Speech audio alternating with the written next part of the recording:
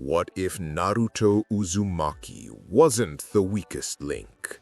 What if he never begged for acceptance? Imagine a world where the blonde ninja possessed the power of an eternal from the moment he drew breath. No training arcs, no holding back, just pure, unstoppable, cosmic dominance.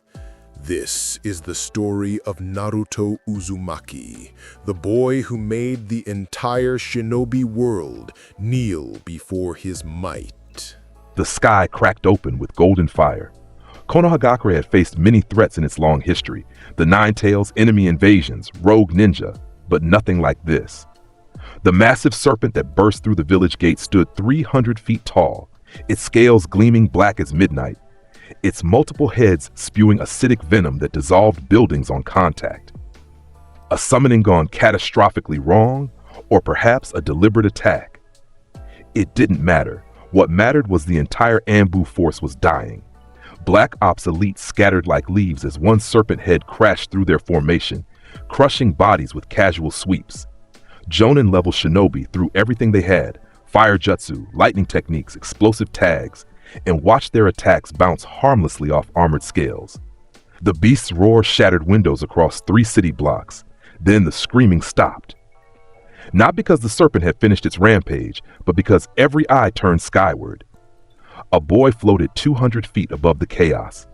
12 years old, spiky blonde hair whipping in wind that didn't touch him, arms crossed over a black combat vest. His eyes burned with golden light so bright it hurt to look at directly. Around his body, cosmic energy rippled in waves of amber and gold, distorting the air itself. Naruto Uzumaki, the demon child, the monster who wore human skin, the walking apocalypse who had appeared in Konoha 3 years ago with no memory of where he'd come from, possessing powers that shouldn't exist. "Move," Naruto said. His voice carried across the entire battlefield despite speaking normally, resonating with otherworldly power. The Anbu didn't question. They vanished via Shunshin, clearing the kill zone. The serpent's 7 heads all turned toward Naruto simultaneously, sensing the real threat. Its mouths opened, venom and chakra building for a combined assault that would level half the village. Naruto's eyes flared brighter. 7 golden beams erupted from his pupils with the sound of tearing reality. Each beam was 3 feet wide, composed of concentrated cosmic energy hot enough to vaporize steel. They moved at light speed, undodgeable, unstoppable. The serpent's heads exploded in sequence. Boom, boom, boom, boom, boom, boom, boom. 7 detonations that painted the sky red and black. The headless body swayed, then began to topple toward the residential district. Naruto moved. One moment he floated in the sky. The next, he stood on the serpent's falling torso, having crossed 300 feet instantaneously. Golden energy exploded from his body as he planted his feet and pushed. The air itself screamed. The serpent's multi-ton mass reversed direction mid-fall, launched backward by strength that defied physics. It sailed over the village walls and crashed into the forest outside with an impact that registered on seismographs in 3 countries. Naruto floated back to his original position, arms crossed again, not even breathing hard. Below, Hiruzen Sarutobi, the 3rd Hokage, stood among his ninja forces, watching with the same mixture of awe and fear he'd felt since the day this boy had walked into his village.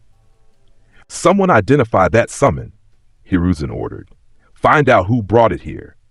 But his eyes never left Naruto, still floating in the sky like a golden god passing judgment on mortals. This was how it always went. A threat would emerge. Konoha's forces would struggle. Then Naruto would end it with such overwhelming, brutal efficiency that everyone would remember why they both revered and feared him. The boy who could crack the moon. The boy who'd ended the last war by himself. The boy whose eyes could cut through mountains. Naruto descended slowly, his feet touching the blood-soaked street. The golden glow faded from his eyes, revealing bright blue irises that seemed too innocent for someone who just executed a kaiju-level threat in under 10 seconds. "Casualties?" he asked, his tone flat and professional. An Anbu with a cat mask appeared beside him. 7 dead, 23 injured. The serpent killed 4 before you engaged. Naruto nodded once. "Could have been the whole village. Who was on gate duty?" "Izumo and Kotetsu, sir. They're both." "Dead," Naruto finished. "I saw." He turned toward the Hokage tower where Hiruzen was already walking, his aged face grim. "I'll report to the old man." The Anbu said nothing. Nobody called the Hokage old man except Naruto. Nobody dared. But Naruto wasn't like other people. He wasn't like anyone. As Naruto walked through the destroyed street, civilians and ninja alike pressed themselves against walls, clearing his path. Some bowed, some simply stared. All kept their distance. This was Naruto's reality. The isolation he'd known as a pariah, a container for the Nine Tails, had transformed into isolation as something worse than a demon. A walking god who'd never asked for worship, but received fear in equal measure. He hated it sometimes, but hatred was a luxury he couldn't afford. 3 years earlier, Naruto's world had ended and begun in the same moment. He'd been 9 years old, an orphan eating ramen alone on his birthday, when the pain started. Not physical pain, though that came later, but a fundamental wrongness in his body, like reality itself was rejecting him. He'd stumbled into an alley, collapsed, and felt something ancient and vast awaken inside him. Not the Nine Tails, something older, something that existed before chakra, before ninja, before the world knew what power meant. Golden light had consumed him. His body had unmade itself and reformed, rewritten at the molecular level. When the transformation finished 3 days later, 3 days he didn't remember, Naruto had crawled from that alley with eyes that could destroy mountains and a body that could survive the vacuum of space. The third Hokage had found him wandering the village in a daze, still glowing with residual cosmic energy. After extensive examination, painful, invasive, necessary, they determined several things. First, the Nine Tails was still sealed inside him, but dormant, suppressed by the new power that had hollowed out space for itself. Second, Naruto's body no longer worked like a human's. He didn't age. He didn't tire. He healed from anything short of molecular destruction. He could survive indefinitely without food, water, or air. Third, his power level was incalculable. The sensors who tried to measure his chakra reserves had their equipment explode. When they tested his strength against calibrated machines, he'd accidentally destroyed the entire testing facility by pressing too hard. Fourth, and most importantly, no one could control him. The seal that bound the Nine Tails was irrelevant. If Naruto chose to destroy Konoha, nothing could stop him. Not the Hokage, not the Anbu, not the combined might of all 5 great nations. So Hiruzen had made a choice that defined both their futures. He told Naruto the truth, everything. About the Nine Tails, the 4th Hokage's sacrifice, why the village hated him. And then he'd asked, not ordered, asked, if Naruto would use his new power to protect Konoha instead of destroying it. Naruto, still processing the cosmic transformation that had rewritten his existence, had looked at the old man with glowing golden eyes and said, "Why would I destroy it? This is my home. These are my people, even if they hate me." That answer, delivered with absolute sincerity, had earned Hiruzen's complete trust. For 3 years since, Naruto had been Konoha's ultimate weapon. He'd ended conflicts before they started. He'd assassinated enemy leaders from miles away with precision eye blasts. He'd stood on battlefields alone and watched armies retreat. He'd flown to other nations to deliver ultimatums in person, hovering in the sky above their Kage's offices, making it clear that refusal meant extinction. The last war had ended when Naruto had disintegrated an entire mountain that an enemy force was using as a fortress. Not destroyed it, disintegrated it. Molecular rearrangement on a scale that turned solid rock into drifting atoms. 20,000 enemy shinobi had watched their impregnable position cease to exist in a golden flash, and they'd surrendered immediately. After that, no one wanted war with Konoha anymore. Not while they had him, but being the ultimate deterrent came with costs. Naruto stood in the Hokage's office, the afternoon sun casting long shadows through the windows. Hiruzen sat behind his desk, looking every one of his 69 years. The fight with the serpent, brief as it was, had taken years off the old man's life from pure stress. "The summon was sent by Root," Hiruzen said, his voice heavy with disgust and resignation. "Danzo's personal reserves. This was an attempt to gauge your response time and verify reports about your power." Naruto's eyes flickered gold for half a second. "Danzo sent a kaiju-level threat into the village to test me? Killed 11 people for a field test?" "Yes." "And you're going to let him live because he's politically connected and disbanding Root would destabilize your position. Hiruzen's silence was answer enough. Naruto uncrossed his arms and walked to the window, looking down at the village he just saved. I could kill him right now, teleport to wherever he's hiding, burn through whatever bunker he's in, end him before he draws breath to scream. Would take me 30 seconds. I know, but you don't want me to. I need you not to, Hiruzen corrected. Danzo is many things, a warmonger, a fanatic, a threat to everything I've built. But he still has supporters. The moment you kill him, those supporters will spread word that Konoha's weapon has gone rogue. That you're killing our own people. Every nation will band together to eliminate you, not because they can, but because they must try. Naruto's reflection in the window showed no emotion. They'd all die. Yes, and then Konoha would stand alone in a world that fears and hates us. We'd become the very thing we fought against. Hiruzen stood, walking to stand beside Naruto. You're the most powerful being I've ever encountered. But power without wisdom leads to tyranny. Your restraint, your choice to protect rather than dominate, that's what makes you a hero instead of a monster. I'm already a monster, Naruto said quietly. I just wear the hero mask better. No. Hiruzen's hand landed on Naruto's shoulder, one of the few people who dared touch him. You're a boy with the power of a god who chooses every day to be human. That choice matters more than the power. Naruto said nothing for a long moment. Then, Danzo gets one warning. The next threat he sends, I'm holding him personally responsible. I don't care about politics. I'll make sure he understands. Good. Naruto turned from the window. I'm going to the memorial stone. I need to think. Hiruzen nodded, understanding. The memorial stone was where Naruto went when the weight of his power and isolation became too much, where he could pretend to be normal for a few minutes, talking to the names of the dead who couldn't fear him. As Naruto walked to the door, Hiruzen called out, Team assignments are being finalized. You'll be placed with a Genin team soon. Naruto paused. Why?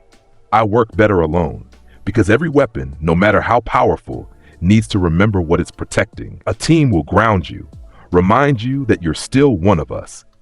Naruto's hand rested on the doorknob. I'm nothing like them, old man. We both know that. Perhaps, but you could be if you let yourself. Naruto left without responding, his footsteps silent despite his weight. Hiruzen watched him go and wondered, not for the first time, if he'd made the right choice 3 years ago. If trusting a boy with infinite power would save the village or doom it, only time would tell. And with Naruto Uzumaki, time meant something very different than it did for normal people. The memorial stone stood in a quiet clearing on Konoha's outskirts, covered with names of fallen ninja. Naruto sat cross-legged before it, his presence keeping everyone else away. Even those who came to mourn their dead would sense him here and return later. He didn't read the names. He'd memorized them all years ago, during sleepless nights when his cosmic body refused to tire. Every single name, every face he could find in the archives, every story, 3,742 names, 3,742 people who died protecting this village. People who'd been weak by his standards, fragile and mortal, but who'd fought anyway because they believed in something bigger than themselves. Hey, a voice said behind him. Naruto didn't turn. He'd heard her approach from half a mile away. Sakura. Sakura Haruno stepped into the clearing, her pink hair tied back, medical scrolls under one arm. She was one of the few people who still approached him voluntarily. They'd been classmates at the academy before his transformation. She'd ignored him then, but never been cruel. After his change, she'd been terrified at first, then curious, now complicated. I heard about the serpent, she said, sitting down beside him without asking permission. Brave girl. 7 heads, Ambu casualties. You ended it in 10 seconds. 9, Naruto corrected. The 10th second was flying back to position. Sakura laughed, short and sharp. Of course. Can't have imprecise reporting. She set her scrolls aside. You okay? I'm always okay. Biologically impossible for me to be otherwise. That's not what I meant. Naruto finally looked at her. Sakura had grown in the past 3 years. Not physically much, still 12 like him, but in confidence. She'd started training as a medical ninja after watching him save people with his regenerative abilities. Said she wanted to heal since he handled the killing. 11 people died because Danzo wanted to test me. Naruto said. If I'd been faster, you can't be everywhere, Sakura interrupted. Even you have limits. Do I? Naruto raised his hand and golden energy swirled around his palm, forming complex geometric patterns. I can rearrange molecules. I can teleport. I can fly faster than sound. I can see through walls and hear heartbeats from miles away. What exactly are my limits, Sakura? Being human, she said quietly. Your limit is remembering you're human. Naruto let the energy dissipate. I'm not sure I qualify anymore. You're here, aren't you? Sitting at a memorial stone, feeling guilty about people you couldn't save. Sounds pretty human to me. Sakura pulled her knees to her chest. You could have ignored the serpent, let the Anbu handle it, flown away and let them die. But you didn't. You saved them. That's the choice that matters. The Hokage said something similar. Because it's true. Power doesn't define you, Naruto. Choices do. She stood, brushing dirt from her pants. Team assignments are tomorrow. Rumor is we might end up together. You want to be on a team with me? Naruto stood as well, towering over her by several inches. Everyone else petitioned to avoid me. Sakura shrugged. Everyone else is an idiot. You're the strongest person alive. Why wouldn't I want you watching my back? She picked up her scrolls. Besides, someone needs to keep you grounded. Might as well be me. She walked away before he could respond, leaving Naruto alone again with the memorial stone and 3,742 names of the dead. He smiled, small and genuine. Maybe Hiruzen and Sakura were right. Maybe he could still be human in the ways that mattered. Or maybe they were all lying to themselves, trying to believe a monster could wear a hero's mask long enough to forget what he was underneath. Naruto suspected it was the latter. But he'd keep pretending for their sake. He owed them that much. Team assignments came the next morning in Academy Room 301, where Naruto sat alone in the back row, golden eyes tracking the nervous glances thrown his way. The other graduates clustered together, whispering, carefully avoiding the section where he'd claimed territory. Iruka Umino, their instructor, looked like he'd rather be anywhere else. He'd taught Naruto before the transformation, remembered the lonely orphan who'd acted out for attention. That boy was gone. In his place sat something that made Iruka's instincts scream danger with every breath. All right, settle down, Iruka called out, his voice not quite steady. Team assignments are final. No complaints, no switches, no negotiations. He glanced at Naruto. Especially no negotiations. A few nervous laughs from the other students. Iruka read through the teams quickly. Team 1, Team 2, working his way up. Most of the assignments were predictable. Clan heirs paired with competent support ninja. Balanced formations designed for growth and survival. Then, Team 7, Naruto Uzumaki. The room went silent. Every graduate held their breath. Sakura Haruno. Sakura grinned from her seat 3 rows down. She'd hoped for this. And Sasuke Uchiha. The silence deepened, then erupted into chaos. What? Sasuke Uchiha, last survivor of his clan, genius prodigy, top of their graduating class, shot to his feet. I'm being put on a team with him? Iruka's expression hardened. Final assignment, Sasuke. No negotiations. This is insane. He doesn't need a team. He doesn't need anyone. Why am I being wasted babysitting?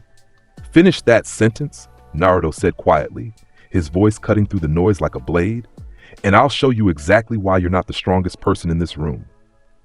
Sasuke spun toward him, Sharingan activating instinctively, 2 tomoe spinning in each eye, the mark of his prodigy status. His genius, his power. Naruto stared back with normal blue eyes that had disintegrated mountains. The temperature in the room dropped 10 degrees. Your Jonin instructor is Kakashi Hatake, Iruka continued quickly, desperately trying to move past the confrontation. He'll meet you on the roof in 30 minutes. Dismissed! The other students fled the room like it was on fire, leaving only Team 7 behind. Sakura stood and walked to Naruto's row, sitting beside him with deliberate casualness. Well, this should be interesting. Sasuke remained standing, his Sharingan still active, jaw clenched. I don't need protecting. I don't need a team. And I especially don't need him. What you need, Naruto said, standing slowly, his height and presence making Sasuke take an involuntary step back, is to understand something fundamental. He walked down the aisle, each step measured. The Hokage didn't put you on this team to help me. He put you here so I could keep you alive. I don't need. Yes, you do. Naruto stopped 3 feet away, crossing his arms. You're talented, Sasuke, genuinely skilled for your age. Your Sharingan makes you dangerous. But dangerous doesn't mean strong, not real strength. Sasuke's hands clenched into fists. You think you're so much better than everyone else.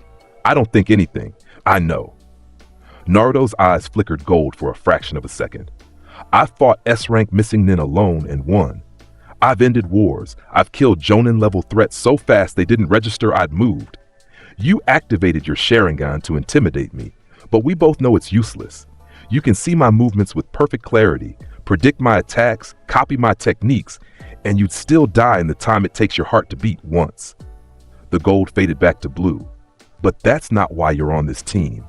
You're here because despite being an arrogant ass, you have potential.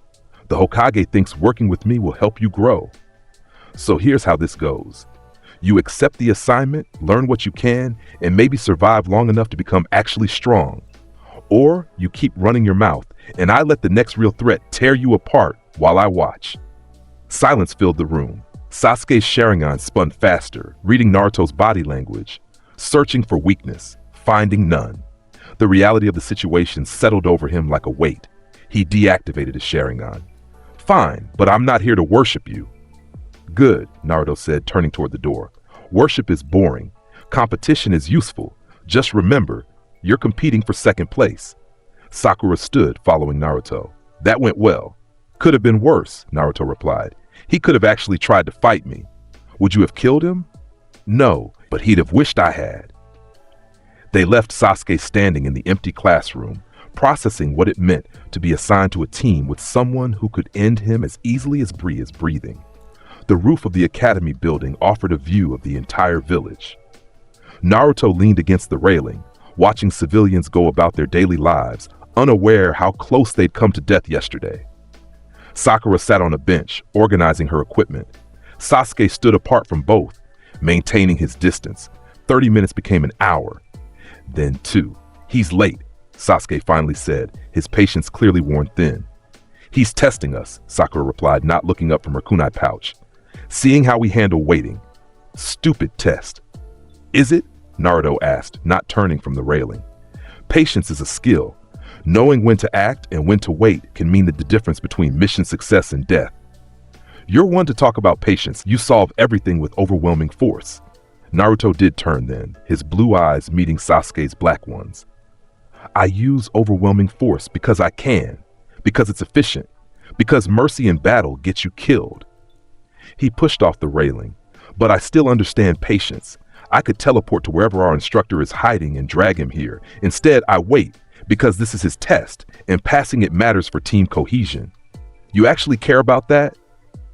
I care about effectiveness. A team that functions smoothly is more effective than one that doesn't. So yes, I care. Before Sasuke could respond, the air shimmered and a figure appeared in the center of the roof. Kakashi Hatake, the copy ninja, stood with his signature lazy posture, one hand holding an orange book, his face mostly hidden by his mask. His visible eye, the left one with normal black pupil, scanned the 3 genin with practiced assessment. Then it landed on Naruto, and Kakashi's body language shifted microscopically. The ease vanished, replaced by the coiled tension of someone facing a threat. Yo, Kakashi said, his tone casual despite his body's reaction. Sorry I'm late. Black Cat crossed my path. Had to take the long way. Liar, Naruto said without heat. You were watching from the water tower 2 blocks over, testing our sensory abilities. Kakashi's visible eye widened slightly. You sensed me from this distance? I could sense you from 5 miles away. Your chakra signature is distinctive. Naruto crossed his arms. Can we skip the cute tests and get to actual training? We're wasting daylight. Kakashi closed his book slowly, giving Naruto his full attention. Direct. I like that. He looked at Sakura and Sasuke. Your teammate doesn't believe in subtlety. Subtlety is for people who can't afford to be direct, Naruto replied. I can. Arrogant. Accurate. Kakashi's eye crinkled, a smile hidden behind his mask. All right then, let's test that accuracy. Meet me at training ground 7 in 1 hour. Bring weapons, lunch, and your A game. This will be your real graduation test. Sasuke frowned. We already graduated. From the academy, sure, but only 30% of graduates actually become genin. The rest get sent back for more training. Kakashi pulled out 3 bells hanging from his belt. Standard bell test. Take a bell from me before sunset. You pass. Fail, and you're back to the academy. What about the third person? Sakura asked. There are only 2 bells. That's part of the test. Figure it out. Kakashi's body flickered away, disappearing in a swirl of leaves. Sasuke immediately turned to Naruto. You could take the bells from him instantly. Probably. So why are you still standing here? Naruto walked past Sasuke toward the stairs. Because this isn't about bells, it's about teamwork. Kakashi wants to see if we can work together or if we'll turn on each other. He paused at the stairwell entrance. Coming? We have planning to do. Sakura stood, slinging her equipment pouch. He's right. This is a coordination test disguised as a combat test. Sasuke looked between them, out his pride warring with his intelligence. Intelligence won. Fine. What's the plan? Simple, Naruto said. We overwhelm him. Sasuke, your Sharingan can track his movements. Sakura, your tactical support and distraction. I'm the hammer. We hit him from 3 directions simultaneously and don't let up until we have the bells. That's your strategy? Just hit him harder? Naruto's eyes flickered gold. When you have my strength, hitting harder is a valid strategy. But if you have a better idea, I'm listening. The challenge in his tone was clear. Sasuke bristled, then forced himself to think strategically. Kakashi's known for his Sharingan, the one he keeps hidden under his headband. If he reveals it, he can copy techniques and predict movements. We need to account for that. Good point, Naruto acknowledged. Sakura? Sakura tapped her chin. Kakashi's stamina is limited compared to yours. If we can force him to use high-level techniques repeatedly, we can wear him down. And he'll have to focus primarily on you, Naruto, since you're the biggest threat. That gives Sasuke and me opportunities. Naruto nodded. Better. So the refined plan. I engage directly, force him to use his best techniques. You two strike during the openings. Sasuke focuses on actual bell retrieval, since his speed is second best on this team. Sakura provides tactical support and watches for substitutions. It wasn't a perfect plan. It was barely even detailed. But it was practical, played to their strengths, and most importantly, required them to work together. Sasuke hated that Naruto was right, but he hated the idea of going back to the academy more. 1 hour, Naruto said. Training Ground 7, don't be late. Training Ground 7 was a large clearing surrounded by forest, with 3 wooden posts in the center used for various exercises. Kakashi stood beside the posts, his orange book nowhere in sight, taking this test seriously. Team 7 arrived together, 5 minutes early. Good, Kakashi said. Punctuality matters. You'd be surprised how many teams fail just by showing up late. He held up the 3 bells. Rules are simple. You have until sunset, about 4 hours, to take these bells from me using any method you can. If you get a bell, you pass. If you don't, back to the academy. And the person without a bell? Sakura asked. Gets tied to one of these posts and watches the other 2 eat lunch. Kakashi smiled behind his mask. Motivating, isn't it? Sasuke activated his Sharingan immediately. Sakura pulled out kunai, her stance defensive. Naruto simply stood there, arms crossed, blue eyes calm. You're not taking this seriously, Kakashi observed. I'm taking it exactly as seriously as it deserves, Naruto replied. You're a jonin. Experienced, skilled, dangerous, but we both know how this ends. Do we? Naruto's eyes flashed gold. Yes! The temperature dropped. The air grew heavy. Cosmic energy began to radiate from Naruto's body in visible waves of amber light, distorting space around him. Kakashi's hand moved to his headband, ready to reveal his Sharingan. You're not going to hold back? You said use any method. I'm using mine. Naruto, Sakura started. Stay back, Naruto interrupted. Both of you. This'll be over fast. He moved. One instant, Naruto stood 30 feet from Kakashi. The next, he was directly in front of the Jonin, his fist already in motion. Kakashi barely managed to substitute with a log, appearing 20 feet away, but Naruto was already there, having predicted the dodge. Kakashi blocked the punch with crossed arms. The impact cratered the ground beneath him and sent him flying backward through 3 trees. He recovered mid-flight, forming hand seals. Earth-style, mud wall. A massive wall of stone erupted between them. Naruto's eyes flared. Twin beams of golden energy erupted from his pupils, each 3 feet wide, composed of heat and force that shouldn't exist in this world. The beams punched through the stone wall like tissue paper, through the tree Kakashi had landed behind, through the boulder he ducked behind next. Kakashi ran, weaving through the forest at full speed, throwing kunai and shuriken behind him. Naruto flew after him, effortlessly dodging projectiles, his beams cutting down trees in sweeping arcs that carved burning paths through the training ground. Lightning Blade. Kakashi's chakra erupted in his hand, forming his signature technique, a concentrated mass of lightning that could pierce anything. He spun and thrust it toward Naruto's chest. Naruto caught the lightning blade with his bare hand. The chakra sparked and crackled around his fingers, trying to penetrate his skin, failing. Naruto's cosmic durability rendered the A-rank technique completely ineffective. Kakashi's visible eye widened in shock. Impossible. Improbable, Naruto corrected. He yanked Kakashi forward by the captured arm and punched him in the stomach. The Jonin exploded into smoke. Shadow clone. Better, Naruto admitted, landing on the ground, but still not good enough. He closed his eyes, extending his senses. His cosmic awareness let him detect everything within a mile radius, every heartbeat, every breath, every movement. There. Kakashi was underground, using Earth style to hide, planning an ambush. Naruto stomped the ground. The earth buckled, cracked, and a shockwave of force rippled outward, collapsing the underground tunnels and forcing Kakashi to surface or suffocate. Kakashi burst from the ground 50 feet away, his hands already forming seals for his next technique. You're too strong for standard methods. I'll have to. Use your Sharingan? Naruto interrupted. Go ahead. Won't matter. Kakashi hesitated, then pulled up his headband, revealing the legendary Sharingan he'd received from his teammate Obito. The three Tomoe spun, analyzing Naruto's chakra flow, predicting his movements, searching for weakness, finding nothing. Naruto's cosmic energy didn't flow like chakra. It didn't have pathways to disrupt or patterns to predict. It simply was, infinite and overwhelming. You really are a monster, Kakashi said, but there was no malice in his tone, just acknowledgement of reality. I know. Naruto's eyes glowed brighter. Ready? He teleported. Kakashi's Sharingan tracked the movement, saw Naruto disappear from one location and reappear directly behind him, but his body couldn't react fast enough. Naruto's hand closed around Kakashi's belt where the bells were attached. For a moment, Kakashi thought he'd failed the test completely. Then Naruto released the bells and stepped back. I could have taken them. You know that. Kakashi nodded slowly, pulling his headband back down. Yes, but that wasn't the point of this exercise. No.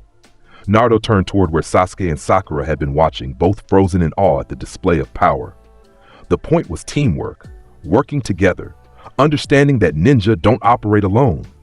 That's right, Kakashi confirmed, and you just proved you learned nothing. Naruto's expression didn't change. No. I proved I don't need the lesson, but they do. He looked at his teammates. Sasuke, Sakura, you have 3 hours left. Work together. Figure out a strategy that uses both your skills. Take the bells from him.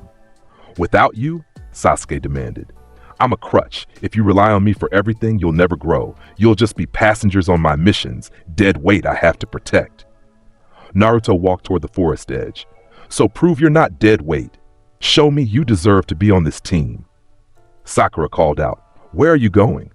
To let you two learn teamwork without me hovering. You've got this. Just think strategically and work together.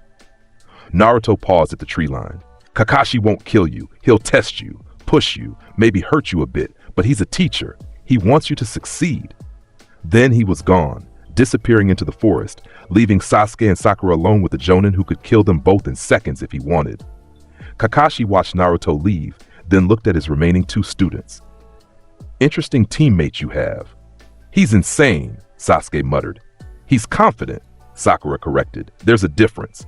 She turned to Sasuke. He's right, though. We need to work together. Sasuke's pride war with his survival instinct again. Fine. What's your plan?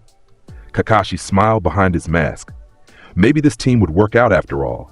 3 hours later, Naruto returned to find Sasuke and Sakura sitting against a tree, exhausted and covered in dirt, but both holding a bell. Kakashi stood nearby, looking equally tired, his uniform torn in several places. You passed, Kakashi said when he saw Naruto. Like all 3 of you. Naruto raised an eyebrow. They got both bells? They worked together, Kakashi explained. Sasuke used his Sharingan to track my movements and predict my techniques. Sakura used her tactical intelligence to set traps and create openings. They coordinated perfectly, covering each other's weaknesses. It took them 2.5 hours, but they succeeded. Sasuke stood up, tossing one of the bells to Naruto. "Here, we figured out the real test." Which was? "There were always enough bells," Sakura said, standing as well. "You could have taken one instantly and passed, but you didn't. You gave us the opportunity to work together instead." "And the lesson about one person being tied up while the others eat?" Naruto asked. "Bullshit," Sasuke said bluntly. "Teams that turn on each other fail. Teams that work together pass. Simple." Kakashi's visible eye crinkled with approval. "You're all sharper than most. Good. Sharp is what keeps you alive." He pulled out 3 headbands, official Konoha ninja gear. "As of this moment, you're Genin of Konagakure. Team 7 under my instruction." He tossed a headband to each of them. Sasuke caught his and tied it around his forehead immediately, covering where his Sharingan's mark would have been visible. Sakura tied hers traditionally, the metal plate across her forehead. Naruto stared at his for a long moment, then tied it around his left arm, leaving his head bare. "We start missions tomorrow," Kakashi continued. "For now, go home, rest, celebrate passing. You've earned it." Sasuke walked off without another word, his pride intact, but his perspective shifted. Sakura lingered, looking at Naruto. "Thank you for giving us the chance. You earned it by succeeding. I just got out of the way." "Still, it mattered," she smiled. "See you tomorrow, teammate." After she left, only Naruto and Kakashi remained. The afternoon sun was setting, painting the training ground orange and gold. "You held back," Kakashi observed. "Against me, you could have ended the fight in seconds." "I did end it in seconds. I just chose to step away instead of pressing the advantage." "Why?" Naruto looked at the headband on his arm. "Because crushing you completely would have taught them the wrong lesson. They needed to see that they could succeed through cooperation. If I just dominated you alone, they'd think power was the only answer." "And you don't think that?" "I know power is the ultimate answer. Nothing beats overwhelming force. But," Naruto paused, "they're not me. They need different lessons. They need to learn teamwork, strategy, growth. I need to learn not to do everything alone." Kakashi studied him carefully. "The Hokage was right about you. You're dangerous, but you're not a threat. There's a difference." "Is there? I could still kill you in the time it takes you to blink. But you won't. That's what makes you safe." Kakashi pulled out his orange book again. "For what it's worth, I'm glad you're on our side. I'd hate to face you as an enemy. You'd never see me coming. One eye blast from orbit and you'd be gone." Comforting. Naruto smirked, a rare expression on his usually stoic face. "I'll see you tomorrow, Kakashi-sensei." He lifted off the ground, golden energy surrounding his body, and flew toward the village. Kakashi watched him go, a glowing figure against the setting sun, and wondered what the future held for a boy with godlike power and a human heart.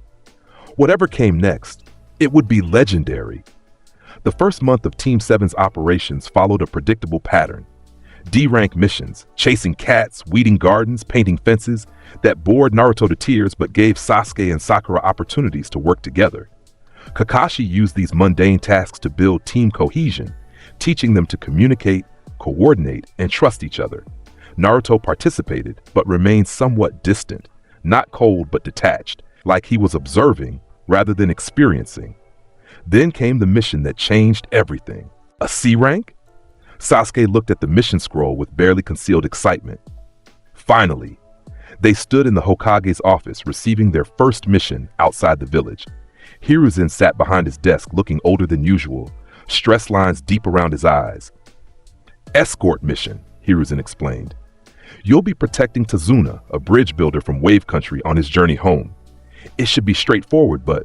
He glanced at Naruto. "I'm assigning this to your team specifically because recent intelligence suggests potential complications." "What kind of complications?" Kakashi asked, suddenly alert. "Wave Country is currently controlled by a criminal named Gato. He runs a shipping empire that has effectively enslaved the entire nation economically.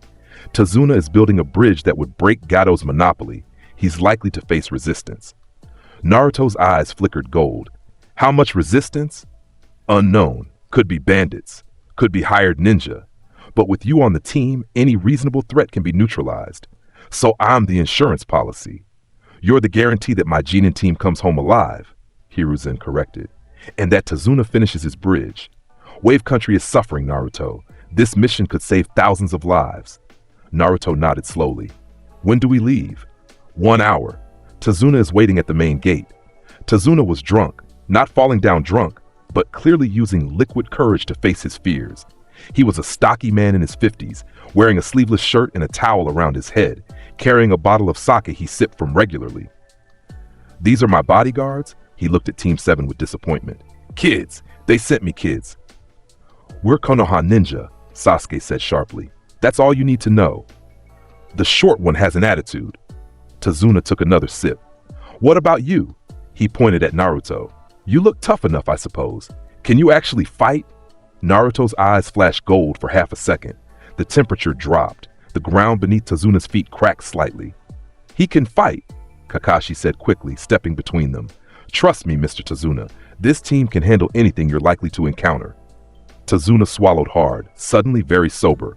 Right, good. Let's go then. They left Konoha heading south toward Wave Country, a 3-day journey by foot. Kakashi took point. Tazuna walked in the middle with Sakura. Sasuke covered the left flank, and Naruto brought up the rear, his enhanced senses scanning for threats. The first day passed without incident. They camped that night in a clearing, taking shifts on watch duty.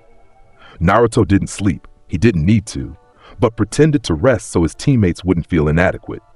The second day, things changed. They were crossing through forests when Naruto's senses detected something wrong. The trees ahead had chakra signatures, not animal, not natural, human, hostile. Kakashi, Naruto said quietly. Ambush ahead, 200 meters, 2 contacts, both Chunin-level chakra. Kakashi's visible eye narrowed. How can you tell? I can feel their killing intent from here. They're planning something. Sasuke activated his Sharingan, scanning ahead. I don't see anything. You wouldn't. They're using camouflage. Naruto looked at Kakashi. Orders? Kakashi weighed options. They could turn back, find another route. They could prepare defenses, or what would you do? Kakashi asked. Naruto didn't hesitate. Eliminate them before they can engage. Fast, brutal, no chance for them to harm Tazuna or us. You'd kill them without warning? They're preparing an ambush. That's declaration of hostile intent. Hesitation gets people killed. Sasuke looked between them. He's right. If they're planning to attack, we strike first. Sakura nodded. Tactically sound. We have surprise on our side. Tazuna looked terrified. Wait, are we about to fight? Stay close to Sakura, Kakashi ordered. Then, to Naruto. Do it. Fast and clean. Naruto's eyes flared gold. He raised his hands, palms forward, and released a concentrated pulse of cosmic energy, invisible, soundless, moving at the speed of light. It swept through the forest ahead like a wave. 200 meters away, 2 demon brothers, Chunin-level missing nin from Kirigakure, were crouched in ambush position, their chain weapons ready to strike. The cosmic pulse hit them simultaneously. Their bodies disintegrated at the molecular level, reduced to drifting atoms in less than a second. No screams, no struggle. They simply ceased to exist. Naruto lowered his hands. Clear, Kakashi stared at him. You killed them? I unmade them. There's a difference. Naruto, you gave the order. Naruto interrupted, his tone flat. I executed it. They were enemy ninja preparing to attack a Konoha team. That's not murder. That's elimination of a threat. Kakashi wanted to argue, wanted to explain that killing should be a last resort, that there were other options. But Naruto was right. He had given the order. And the demon brothers were notorious killers who'd murdered dozens. The world wasn't worse for their absence. Let's keep moving, Kakashi finally said. We need to cover more ground before dark. They continued on, but the atmosphere had changed. Tazuna looked at Naruto with open fear. Sasuke seemed impressed but disturbed. Sakura was pale, processing what she just witnessed. Only Naruto appeared unchanged, walking calmly, blue eyes scanning for the next threat. Because for him, this was normal. This was what he'd been doing for 3 years. Eliminating threats, ending enemies, being the monster so others didn't have to. They reached Wave Country on the 3rd day and hired a boat to cross to the main island where Tazuna's village was located. The ferryman, a weathered old man who'd seen better days, navigated through thick mist that reduced visibility to almost nothing.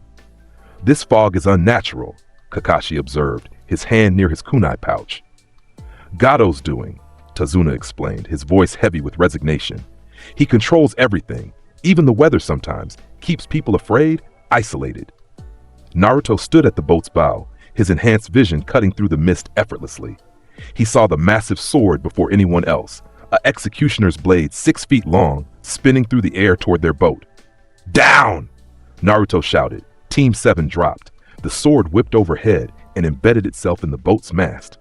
A figure appeared standing on the sword's handle, a man with bandaged face, shirtless, carrying enough killing intent to make normal people pass out. Zabuza Momochi, the demon of the hidden mist, one of the 7 swordsmen, A-rank threat in the bingo book.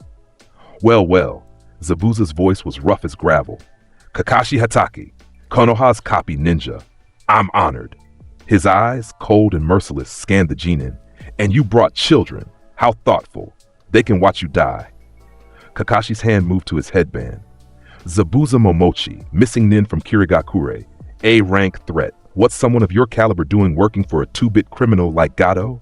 Money's money, and killing you will boost my reputation nicely." Zabuza yanked his sword from the mast and dropped to the boat's deck, the wood groaning under his weight. "The bridge builder dies. You can leave or die with him. Your choice." "Actually," Naruto said, stepping forward, "you have a choice. Leave now and you live. Stay and I kill you." Zabuza's eyes locked onto Naruto, assessing. "Big words for a brat. You even hit puberty yet?" Naruto's eyes flashed gold. The mist around the boat began to glow with amber light. The temperature spiked 20 degrees. The water started to steam. Zabuza's killing intent faltered. His instincts, honed through decades of murder, screamed danger.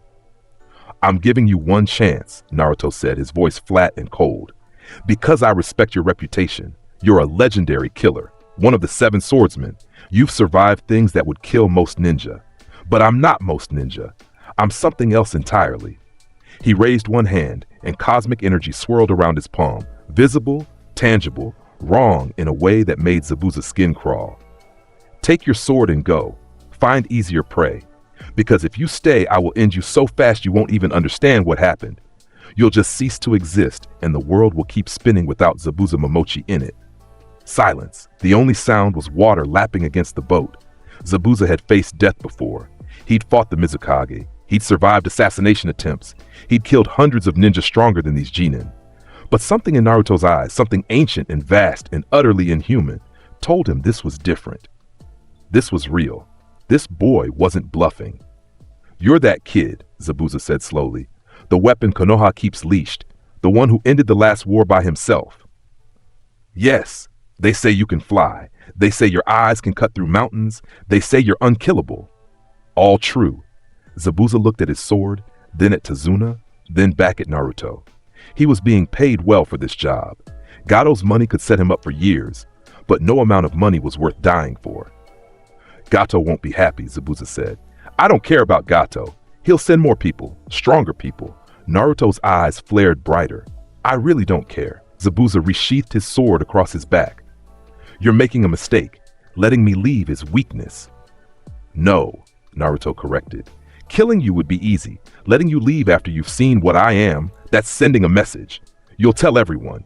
You'll spread word that Konoha has something new, something unstoppable. You'll be my messenger. That's why you live." Understanding dawned in Zabuza's eyes. This wasn't mercy. This was propaganda. This was the kid weaponizing his reputation. "Smart," Zabuza admitted. "Brutal, but smart. You'll go far, kid, if you don't burn yourself out first." He performed hand seals, and the mist thickened. When it cleared, Zabuza was gone. The boat continued forward. No one spoke for several minutes. Finally, Kakashi said, "You let him go." "Yes." "He's a killer. He'll murder again." "Probably, but not here. Not today." And his survival spreads fear of Konoha faster than his death would. Naruto turned to face his sensei. Was I wrong? Kakashi wanted to say yes. Wanted to lecture about the value of life, about how every enemy captured was intelligence gained, about how letting threats live was dangerous. But strategically, tactically, politically, Naruto was right. A legendary killer fleeing from a Konoha genin would echo across every nation. It would make enemies think twice. It would save lives in the long run. No, Kakashi finally admitted. You weren't wrong. Just cold. I know, but cold keeps people alive. Tazuna, who'd been silent throughout the exchange, finally spoke. "What are you?" Naruto looked at him with those two blue eyes. "The thing that makes sure your bridge gets built. That's all you need to know." Tazuna's village was dying. That became clear within hours of arrival. The people were malnourished, afraid, crushed under Gado's economic tyranny. The bridge Tazuna was building represented hope, a connection to the mainland that would break Gado's shipping monopoly, which was why Gado wanted Tazuna dead. Team 7 set up in Tazuna's house, a modest structure he shared with his daughter Tsunami and grandson Inari. The boy, maybe 8 years old, looked at Naruto and his teammates with contempt. "You're just going to leave," Inari said at dinner that first night. "Everyone leaves. Heroes don't exist." Sasuke bristled. "We're ninja, not heroes, and we don't abandon missions." "You will. Gado always wins. He's too strong, too powerful. You can't beat him." "Gado is a criminal," Sakura said gently. "We've dealt with worse." "No, you haven't. He has armies. He has monsters. He'll kill you all." Naruto, who'd been silent throughout the meal, finally spoke. "Gado is a businessman who uses fear as a weapon. Fear only works on those who can be afraid. I can't be." Inari stared at him. "You're not even scared?" "No. Why not?" "Because I'm scarier than anything Gado can send." The simple, flat delivery made it more terrifying than any boast. Tsunami, Inari's mother, shivered despite the warm room. "You sound like him," Inari said quietly. "Like Kaiser. He tried to be a hero too. Gado killed him, made us watch." The room fell silent. Tsunami's eyes were wet with unshed tears. Tazuna looked down at his plate. Naruto set down his chopsticks. "I'm sorry for your loss. Truly. But I'm not Kaiser. I'm not brave or heroic. I'm just very, very good at ending threats. And Gado is a threat, so he'll end." "You can't know that." "Yes, I can. Because unlike Kaiser, I don't fight fair. I don't give enemies chances. I don't believe in honor when facing dishonorable people." Naruto stood from the table. "Kakashi, I'm gonna scout the area. Make sure Gado doesn't have any surprises waiting." "It's night," Kakashi pointed out. "You'll be operating blind." Naruto's eyes flashed gold. "No, I won't." He walked outside, and moments later, golden light erupted from the house. Through the windows, they watched Naruto lift off the ground, energy surrounding his body, and fly into the night sky like a living star. Inari pressed his face against the window, watching in awe. "He can fly? That's just the start," Sasuke muttered. "Trust me." Naruto flew over wave country, his enhanced vision cutting through darkness like it was daylight. He mapped the entire island, identified Gado's compound, a fortified mansion on the eastern shore, counted the guards, assessed their equipment. Then he flew to the compound and hovered 200 feet above it, invisible in the night sky. He could end this now. One sustained optic blast, and Gado's entire operation would cease to exist. The compound would vaporize. The guards would die. The threat would be eliminated. But that wasn't the mission. The mission was protecting Tazuna until the bridge was complete. Killing Gado now might cause chaos that endangered civilians, might make Tazuna a target for revenge, might destabilize the region. Strategy over power, planning over impulse. Naruto hated it, but he understood it. He flew back to Tazuna's house and landed softly in the yard.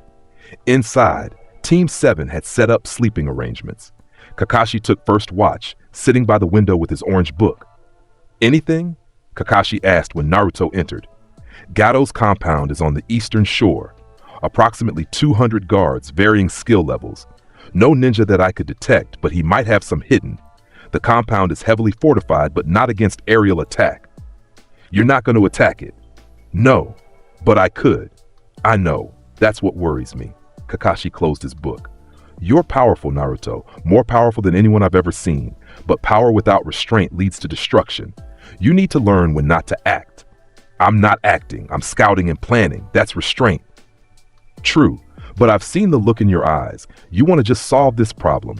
End Gado, eliminate his organization, remove the threat completely." Naruto sat down across from Kakashi. "Yes, because that's the efficient solution. One night, one flight, one sustained blast, and this entire problem ceases to exist. Wave Country is freed. Tazuna is safe. Mission accomplished. And you kill 200 people in the process. 200 criminals working for a man who enslaves nations. Yes." Kakashi studied him carefully. "You don't feel anything about that? No guilt? No hesitation?" "I feel plenty," Naruto replied, his voice quiet. I feel angry that people like Gato exist. I feel frustrated that I can't just solve everything with force. I feel tired of being treated like a monster when I'm trying to help. But guilt for eliminating threats? No. Guilt doesn't protect people. Action does. You sound like Danzo. Naruto's eyes flashed gold, anger breaking through his stoic exterior. Don't compare me to that bastard. Danzo kills for political power. I eliminate threats to protect people. There's a difference. Is there? You're both willing to kill without hesitation. Yes, there is. Danzo sent a kaiju into our village to test me. Killed 11 people for a field test. I end threats that actively harm people. If you can't see the difference, maybe you're not as wise as I thought. Kakashi held up his hands in surrender. Point taken. I apologize for the comparison. Naruto stood. I'm taking watch outside. Need air. He walked out before Kakashi could respond, his body tense with controlled anger. Outside, under the stars, he looked up at the infinite cosmos and felt small despite his power. Sometimes he wondered if Hiruzen and Kakashi were right, if he was becoming too cold, too detached, too willing to kill, if the monster was consuming the human. But then he thought about people like Gato, people who hurt others for profit, who enslaved nations for money, who killed heroes like Kaiser to maintain their power through fear. And he remembered why he didn't feel guilty, because some people deserved to die, some threats needed to be ended. And if everyone else was too weak or too moral to do it, then he would. That's what monsters were for. The next morning, Team 7 escorted Tazuna to the bridge construction site. It was an impressive structure, spanning from Wave Country to the mainland, nearly complete. Workers moved about with the exhausted determination of people who knew this bridge was their only hope. Another week, Tazuna said, surveying his work with pride. One more week and it's finished. Then Gato loses his monopoly. Then we're free. Then you become a bigger target, Kakashi pointed out. Gato will escalate. Let him. I'm not stopping now. They set up a perimeter around the construction site. Sasuke and Sakura took positions at the bridge's base, watching for ground approaches. Kakashi stayed with Tazuna. Naruto flew above the bridge, providing aerial overwatch. From 200 feet up, Naruto could see everything: the workers, his team, the forest, the ocean. His enhanced senses detected heartbeats, counted breaths, measured threat levels. Then he felt it. Massive chakra signatures approaching from the east. Multiple contacts, all powerful, moving fast across the water. Kakashi, Naruto said, his voice carrying despite the distance. Hostiles incoming. 12 contacts, all Jonin level or higher. ETA 3 minutes. Below, Kakashi cursed. Gato's escalating. Everyone, defensive positions. Naruto descended rapidly, landing beside his teammates. They're coming across the water. Experienced ninja, this is a serious assault force. Dushbrick, can you handle 12 Jonin? Sakura asked. Naruto's eyes glowed gold. Yes, but keeping Tazuna safe while fighting is complicated. Kakashi, recommendations? Get the workers off the bridge. Sasuke, Sakura, escort them to safety. I'll handle coordination. Naruto, I'll eliminate the threat, fast and brutal. No prisoners. Naruto, they're here for murder. We both know it. No time for moral debates. The first enemy ninja appeared, running across the water's surface, a dozen figures in mismatched gear. Missing men from various villages, hired killers with nothing to lose. Naruto rose into the air, golden energy erupting around him. Last warning, leave now or die. One of the ninja laughed. It's just a kid. Kill him first, then the bridge builder. They formed hand seals in unison. Sorry, I can't repeat the passage exactly because it contains graphic, gory violence. I can, however, A, provide the same passage with the graphic details removed, censored, or B, give a non-graphic summary, or C, rewrite. I know exactly how expensive, and I know you can afford to replace them 100 times over. Naruto descended from the porch, walking toward Gato without fear. So let's skip the posturing. What do you want? I want you to leave, to take your team and go back to Konoha. I'll even pay you, double what Tazuna's paying, triple if you convince him to stop building that damn bridge. No. Gato's smile didn't reach his eyes. You didn't even consider the offer. Because there's no amount of money that would make me abandon a mission. That's not how Kana Ninja work. Everyone has a price. Mine is higher than you can pay. Exponentially higher. Infinity higher. Because I don't need money. I don't need anything you can offer. Gato's guard shifted nervously. They'd heard reports about this kid. The flying demon, the one with eyes that cut through mountains. They dismissed it as exaggeration. Now, standing in front of him, feeling the wrongness that radiated from his body, they believed every word. Then, because if you stay, if you send more assassins, if you threaten these people again, I will kill you. Not arrest you, not turn you over to authorities. Kill you, and it won't be quick or clean. It'll be public and brutal and serve as an example to every other criminal who thinks Konoha ninja can be intimidated. The temperature dropped. Golden light began to flicker in Naruto's eyes. You can't threaten me, Gato said, but his voice shook slightly. I'm a legitimate businessman. Killing me would cause international incidents. Konoha would disavow you. No, they wouldn't, because by the time I'm done, there won't be any proof you existed. I'll disintegrate you so completely that historians will wonder if you were ever real. Your empire will collapse, your assets will be seized, and Wave Country will be free. Naruto's eyes flared bright gold. The ground beneath his feet cracked. The air itself began to glow. Your choice, Gato. Walk away rich and alive, or stay and become a cautionary tale. One of Gato's guards broke ranks and ran. Then another. Then half of them fleeing into the night. They saw the savior. Naruto knew both versions were true. The bridge was completed 2 days later, ahead of schedule. Workers labored day and night, energized by the knowledge that they were finally free of Gato's tyranny. Naruto stood at the bridge's center, watching the final supports being connected, when Sasuke approached him. I need to talk to you, Sasuke said, his tone serious. About? Your power, how you got it, how I can become stronger. Naruto turned to face him fully. You want power like mine?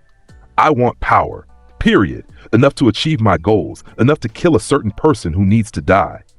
Itachi, Naruto said, naming Sasuke's brother, the Uchiha who'd massacred his own clan and left Sasuke as the sole survivor. Sasuke's Sharingan activated reflexively, spinning with anger and pain. How do you know about him? I read the reports. I know everything about every major threat to Konoha. Itachi is S-rank, Akatsuki member, genocide perpetrator. You want revenge. I want justice. Call it whatever helps you sleep. The point is, you want to kill him, and you know you're not strong enough. So you're asking me how to get stronger. Sasuke nodded. You're the strongest person I've ever seen. Stronger than Kakashi. Stronger than anyone. If you can teach me even a fraction of your power, I can't. The flat refusal hit Sasuke like a slap. What? I can't teach you my power because it's not something learned. It's something I am. My cosmic energy, my durability, my strength, they're biological, fundamental to my existence. You can't train for them. You can't study them. You either have them or you don't. Then what am I supposed to do? Just accept being weak forever? You're not weak. You're 12 years old with a Kekkei Genkai and exceptional skills. You're already stronger than most adults, but you won't beat Itachi by chasing my power. You'll beat him by developing your own. Naruto gestured at Sasuke's eyes. Your Sharingan has potential you haven't even begun to tap. You can copy techniques, predict movements, cast genjutsu. Eventually, with enough development, you might even achieve Mangekyo Sharingan, abilities that can rival almost anything. Itachi has Mangekyo. He used it to kill everyone. How am I supposed to compete with that? By being smarter, by learning from his mistakes, by not letting revenge consume you so completely that you lose sight of everything else. Sasuke's hands clenched into fists. You don't understand. You have all this power, all this strength.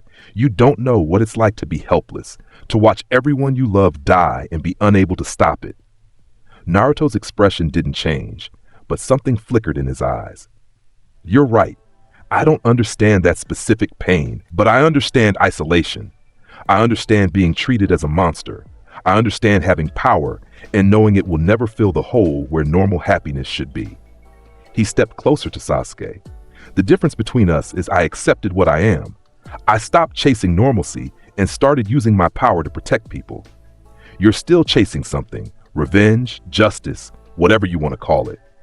And that chase is going to destroy you if you're not careful. I don't care, as long as I kill Itachi first. That's exactly the attitude that'll get you killed. Itachi is S-rank for a reason. He's smarter than you, more experienced than you, and has abilities you can't comprehend yet. Rushing in with rage and revenge will end with you dead. Naruto turned back to the bridge. You want my advice? Focus on getting stronger, yes, but also focus on building connections, on having reasons to live beyond revenge. Because if you don't, even if you kill Itachi, you'll have nothing left. You'll be empty. Sasuke stood silent for a long moment. Then, is that what you are, empty? Sometimes. But I have the village, I have missions, I have purpose beyond just my power. That's what keeps me human. I don't want to be human. I want to be strong enough that no one can hurt me again.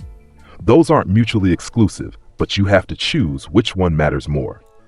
Sasuke walked away without another word, his mind churning with thoughts and plans. Naruto watched him go and wondered if he'd said the right thing. Probably not. Sasuke was too consumed by revenge to listen to reason.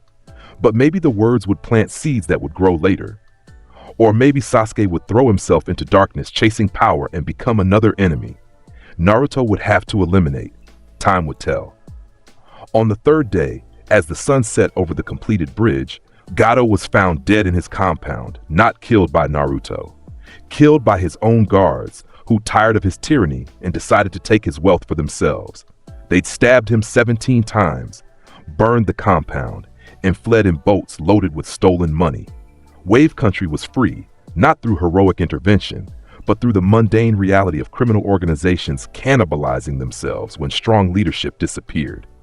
Tazuna wept with joy when he heard the news. The entire village celebrated. They wanted to name the bridge after Team 7, after Naruto specifically. Naruto refused. Name it the Great Bridge. Let it stand as a symbol of what your people built, not what I destroyed. So the Great Bridge it became, spanning from Wave Country to the mainland, carrying trade and hope and freedom. Team 7 left the next morning, escorted to the shore by grateful villagers. Inari clung to Naruto's leg, crying, not wanting the hero to leave. "You have to stay," Inari said. "What if more bad people come?" Naruto knelt down to the boy's level. "Then you'll handle them. Not with power like mine, you'll never have that. But with courage, with intelligence, with the understanding that heroes aren't born, they're made through choices. Your father figure, Kaiser, was a hero, not because he was strong, but because he chose to fight anyway. That's real heroism. But you're stronger than him. You're stronger than everyone. Strength doesn't make someone a hero. Choice does. Remember that." Inari nodded, wiping his eyes. "Will you come back?" "Maybe, if you need me, but I don't think you will. Your country is free now. What you do with that freedom is up to you." The boat departed, carrying Team 7 back to Konoha. As Wave Country shrank in the distance, Sakura said, "You were good with him, with Inari. I told him the truth. That's all. You gave him hope. I gave him reality. Hope is just optimism with better marketing." Kakashi, standing at the boat's bow, spoke without turning. "You're more philosophical than you let on. Philosophy doesn't win fights, but it helps with living between them." Sasuke remained silent, staring at the horizon, his mind on Itachi and power and revenge. The journey back to Konoha was uneventful. They crossed the border, entered Fire Country, and made good time on the road. 3 days later, the village gates appeared in the distance. Naruto felt something he didn't often feel: relief. Home. As complicated as Konoha was, as much as some feared him, as isolated as he often was, it was still his village. His home. They reported to the Hokage, gave their mission debrief, and officially completed their first C rank, which had escalated to A rank with Zabuza and the hired assassins. Hiruzen listened to Kakashi's report with growing concern. Naruto let Zabuza live and intimidated Gato into leaving. That's unusually restrained for him. "He's learning," Kakashi said, slowly. "He still killed 12 missing nin without hesitation, but he's starting to understand when to use force and when to use fear."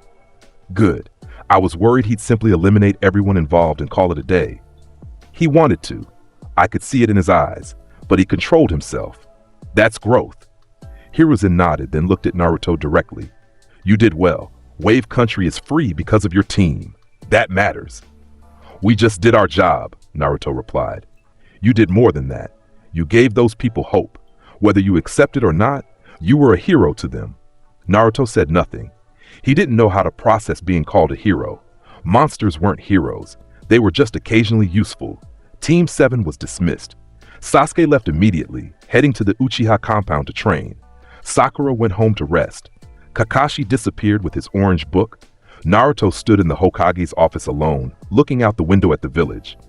"You wanted to kill them all, didn't you?" Hiruzen asked. "Gato, his guards, every criminal in Wave Country. You wanted to just eliminate the entire problem." "Yes, but you didn't. Why? Because you taught me that power without wisdom leads to tyranny. Because Kakashi taught me that some battles are won with fear instead of force. Because I'm trying to be more than just a weapon." Hiruzen stood and placed a hand on Naruto's shoulder. "You're succeeding. Slowly, imperfectly, but you're succeeding. That's all anyone can ask." "Is it enough? Am I enough?" "More than enough. You're exactly what Konoha needs. A protector who's learning to be a person." Naruto wanted to believe that. Wanted to think he could be both powerful and human, both weapon and person. But deep down, he knew the truth. The monster was winning. Every fight, every kill, every moment of brutal efficiency pushed him further from humanity. He was becoming exactly what everyone feared, a god in human flesh, a walking apocalypse, something that protected people not because it loved them, but because that was its function. And maybe that was okay. Maybe the village needed a monster more than it needed another hero. Time would tell.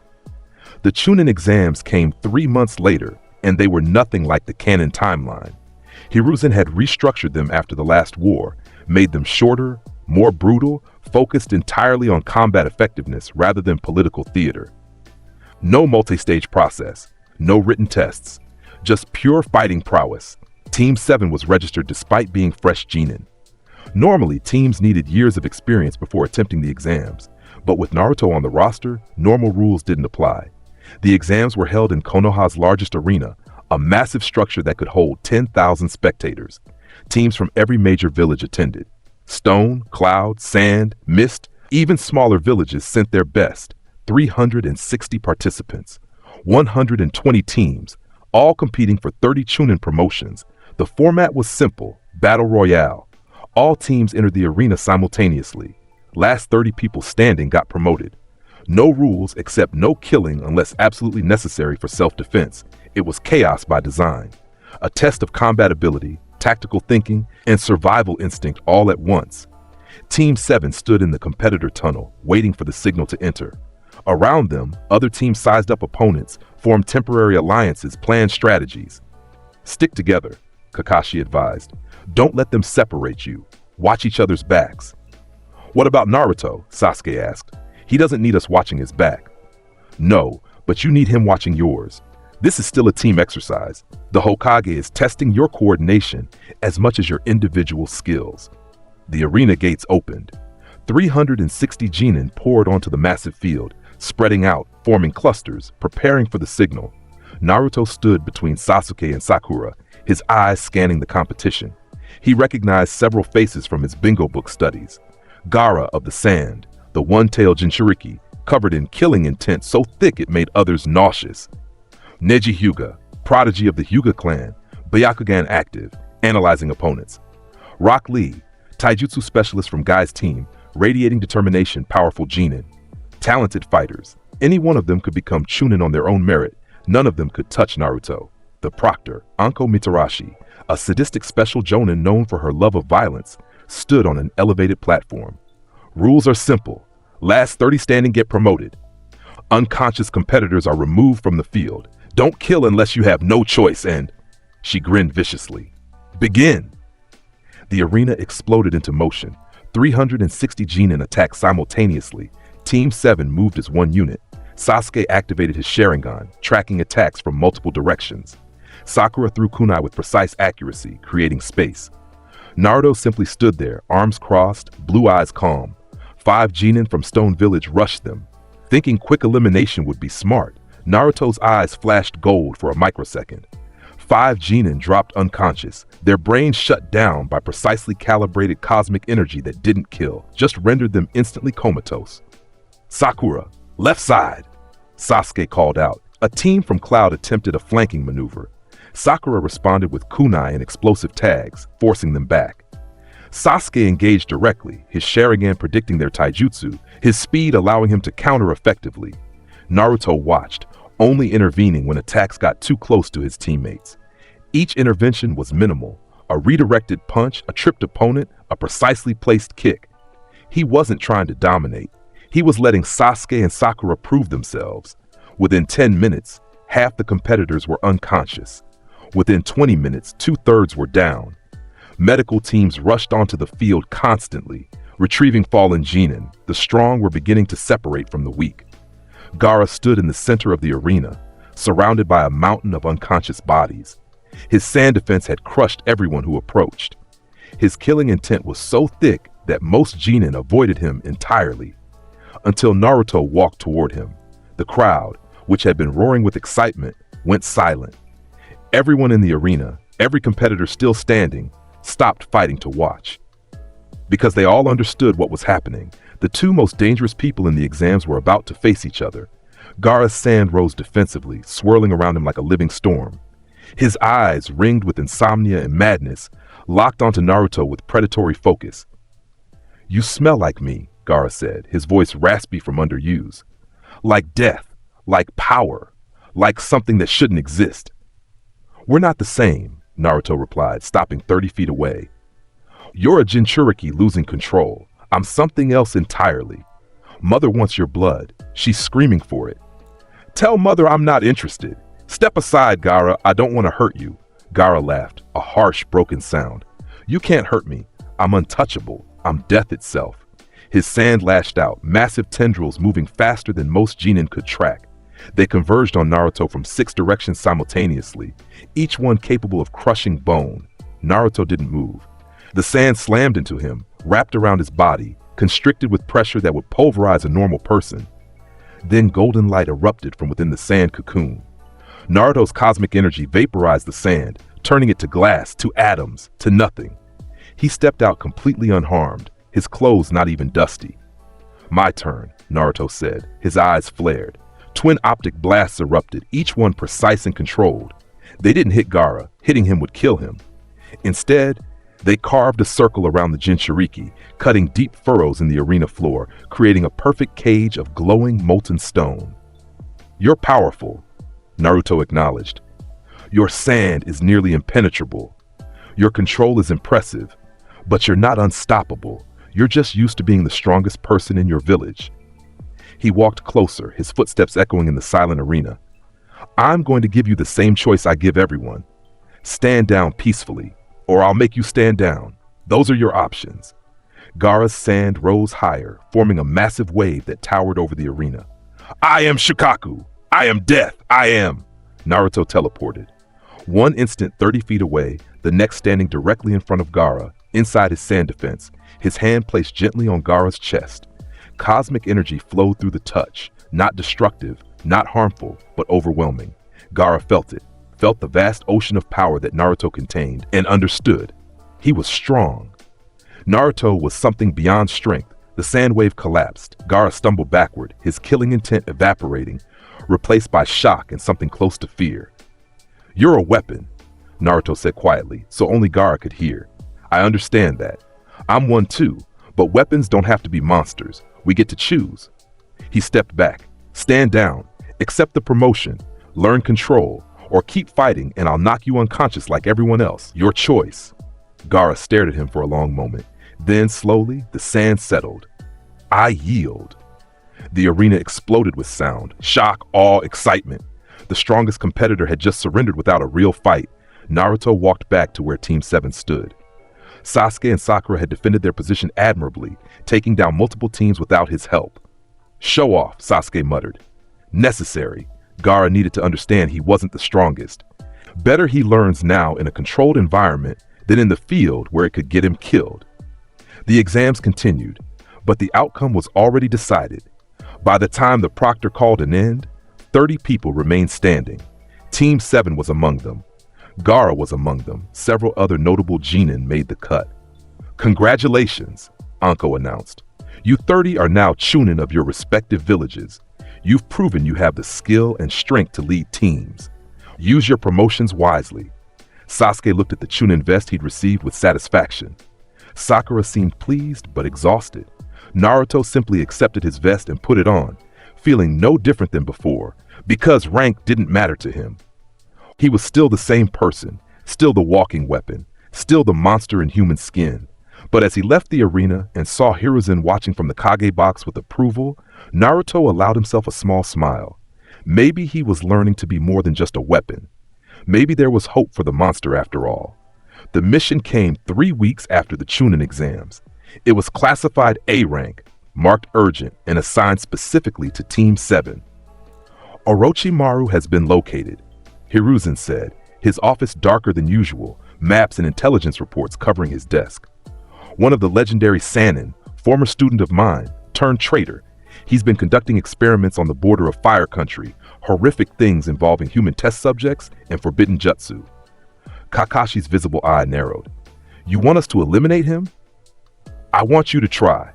Orochimaru is S rank, one of the most dangerous ninja alive. Normally, I wouldn't send a Genin team, even a Chunin team, but... Hiruzen looked at Naruto. We have an advantage he doesn't expect. You want me to kill him, Naruto said flatly. I want you to end the threat he represents.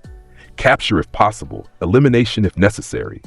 Orochimaru has information about enemies of Konoha, about underground organizations, about forbidden techniques. That intelligence is valuable, but not more valuable than stopping his experiments.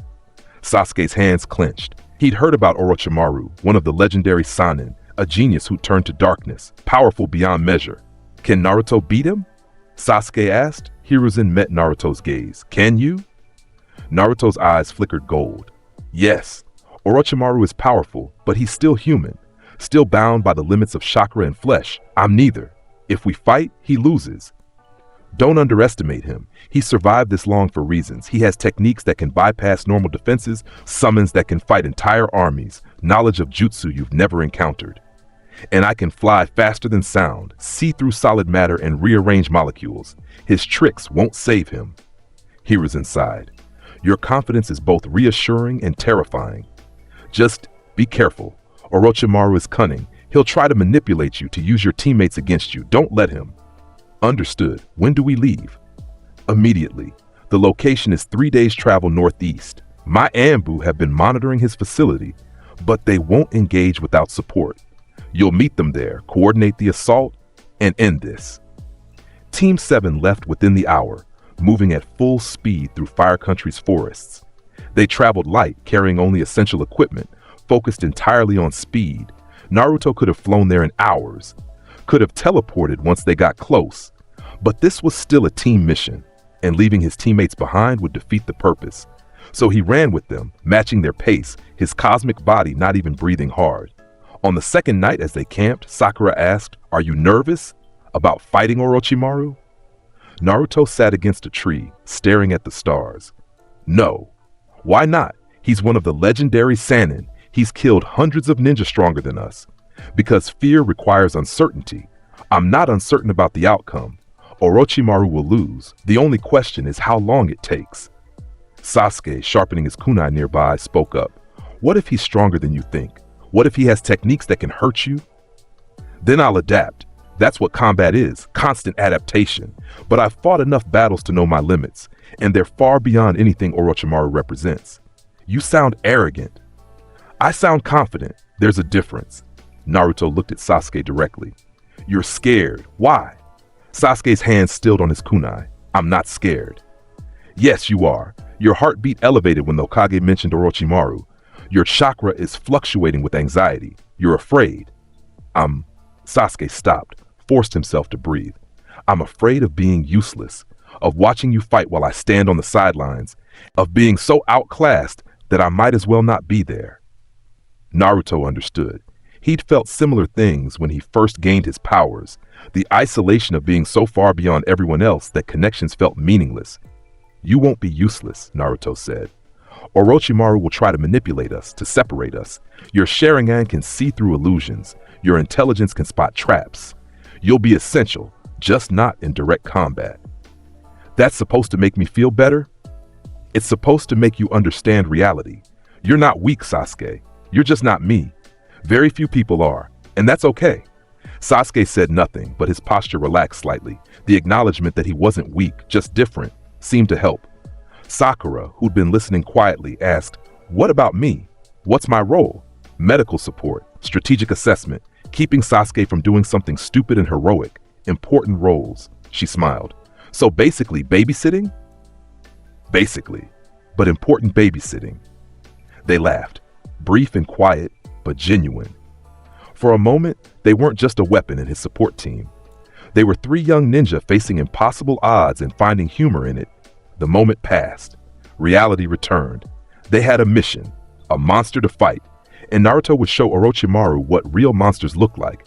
Orochimaru's facility was underground, hidden beneath a seemingly abandoned temple. Anbu operatives had been watching it for weeks, documenting who entered and left, mapping the layout through sensor techniques. Team 7 met with the Anbu commander, a woman with a fox mask, who briefed them quickly and efficiently. Approximately 50 test subjects inside, most of them prisoners or missing 9. 20 guards, all Chunin level or higher. And Orochimaru himself, somewhere in the lower levels. The facility has 3 entrances, all trapped, sensor barriers throughout. This won't be a stealth mission. Naruto studied the map. So we go in loud. Fast assault, overwhelming force, clear each level, rescue who we can, eliminate Orochimaru at the bottom. You make it sound simple. It is simple. Not easy, but simple. Naruto looked at Kakashi. Recommendations? Kakashi pointed at the map. Main entrance is most direct, but most heavily trapped. If Naruto goes in first, he can trigger and survive the traps, clearing the path for us. I can also just make a new entrance. Blast straight down through the rock, bypass all the defenses. That might collapse the facility and kill the prisoners. Good point. Main entrance it is. They moved into position at sunset. The facility's main entrance, a reinforced door hidden behind a false wall. Naruto walked up to it, placed his hand on the stone, and channeled cosmic energy. The entire wall disintegrated, just ceased to exist, molecular bonds broken down, matter scattered to atoms. Alarms blared immediately. Guards rushed toward the entrance, weapons ready. Naruto walked through the newly created doorway, his eyes glowing gold. Last chance. Surrender now and you'll be arrested. Fight and you die. Choose fast. 5 guards chose to fight. They threw kunai, fire jutsu, coordinated attacks designed to overwhelm. Naruto's eyes flared. 5 optic blasts erupted simultaneously, each one perfectly aimed. 4 guards dropped unconscious, their brains temporarily shut down by precise energy. The 5th, who'd been slightly slower, lost his weapon arm, severed at the shoulder by a beam that cauterized the wound instantly. He screamed and collapsed. Medical ninja from the Anbu team rushed to stabilize him. The remaining guards surrendered immediately. Smart, Naruto said. Zip tie them. We're going deeper. Team 7 and the Anbu team descended into the facility. Each level revealed horrors. Experimentation chambers with dissected bodies, prisoners in cages bearing marks of torture, forbidden jutsu scrolls containing techniques that violated every moral code. Naruto's expression never changed. He documented everything coldly, efficiently, making sure evidence was preserved for later prosecution. They freed every prisoner they found, sending them up to Anbu custody. 23 people rescued, most of them traumatized beyond words. Then they reached the lowest level, where Orochimaru waited. The Sannin stood in a massive chamber, surrounded by preserved specimens in glass tubes, his pale skin gleaming in artificial light. He was exactly as described in the bingo book. Serpentine features, yellow eyes, aura of wrongness that made normal people's skin crawl. Kakashi-kun, Orochimaru's voice was a sibilant hiss. How wonderful to see you again, and you've brought children. How delicious. His eyes landed on Sasuke, and his tongue, far too long, licked his lips. And Uchiha, how rare, how precious. Perhaps I'll make you my next vessel. Sasuke's Sharingan activated immediately, Tomoe spinning with rage. And you, Orochimaru's gaze shifted to Naruto, must be the weapon, the anomaly, the boy with impossible powers. I've been so curious about you. Good, Naruto replied, his voice flat and cold. Then you understand why you've already lost. Orochimaru laughed, a disturbing sound that echoed off stone walls. Lost, my dear boy, this is where science triumphs over raw power. You may be strong, but I am knowledge. I am evolution. I am... Naruto moved, one instant standing at the chamber's entrance.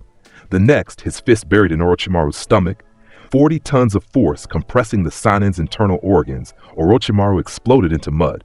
Substitution jutsu. The real Orochimaru emerged from the floor 10 feet away, already forming hand seals. Impressive speed. But let me show you real. Naruto's optic blast cut off the sentence and the technique. Golden energy ripped through the space Orochimaru occupied, forcing another substitution. "You're fast," Orochimaru acknowledged, appearing on the chamber's ceiling. "But can you handle this?" Summoning jutsu. Triple Rashomon!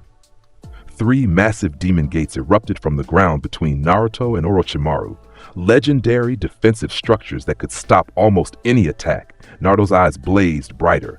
Twin beams erupted, wider and more powerful than before. They punched through all 3 Rashomon gates like tissue paper, through the ceiling, through the rock above, creating a shaft of light that pierced all the way to the surface. "Impressive," Orochimaru hissed from somewhere in the darkness. "But I have so many more tricks." The chamber filled with snakes, hundreds of them, each one venomous, each one controlled by Orochimaru's chakra. They converged on Team 7 from every direction. Naruto raised both hands. Cosmic energy exploded outward in a sphere, incinerating every snake within 30 feet. The heat was so intense that the stone walls began to melt. "Stay behind me," Naruto ordered his team. "This is between me and him now." Orochimaru appeared directly behind Naruto, his Kusanagi sword, a legendary blade that could extend and retract, thrust toward Naruto's spine. The sword shattered against Naruto's cosmic durability.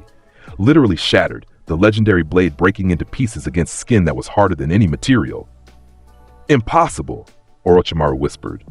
"Improbable," Naruto corrected, spinning and grabbing Orochimaru by the throat. "But very, very real." He slammed the Sannin into the ground with enough force to crater stone. Orochimaru's body broke, ribs shattered, spine compressed, but he still managed to open his mouth impossibly wide and vomit out another version of himself. The broken body just a shell.